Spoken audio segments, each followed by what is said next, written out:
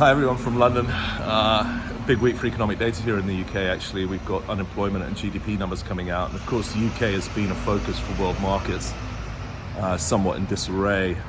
It's interesting though when you look at it because the unemployment number, for example, is at a low since 1974, and that's really what makes these current recession fears so unusual in my experience, just that we don't normally go into these recession fear situations with such low unemployment.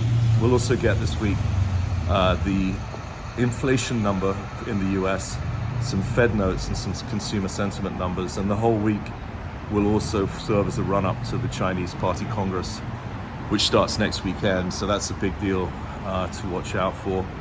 Here, people are saying to me, are we going to have a nuclear war?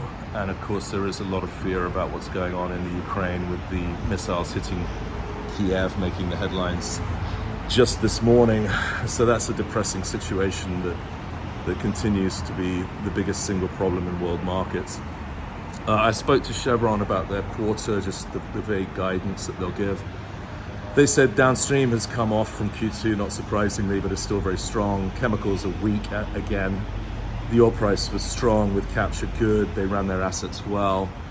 And the one concern that we've got in these energy markets has really been U.S. natural gas, where we see a limit on exports owing to it's totally sold out LNG export capacity. We'll get Freeport back, but that's it really for incremental LNG offtake until 24-25.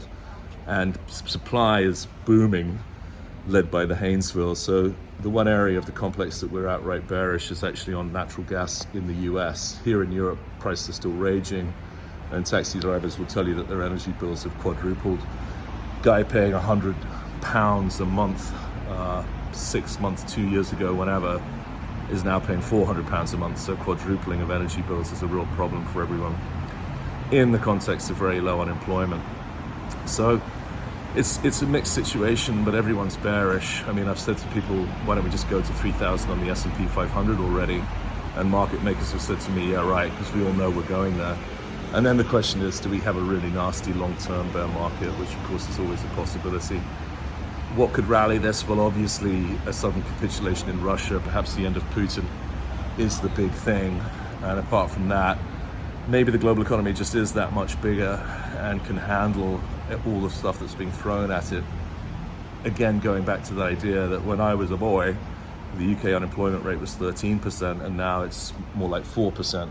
So things are sort of strong but weakening rapidly, and there's also a lot of chat here about the property market with mortgage rates going crazy and attendantly prices falling rapidly.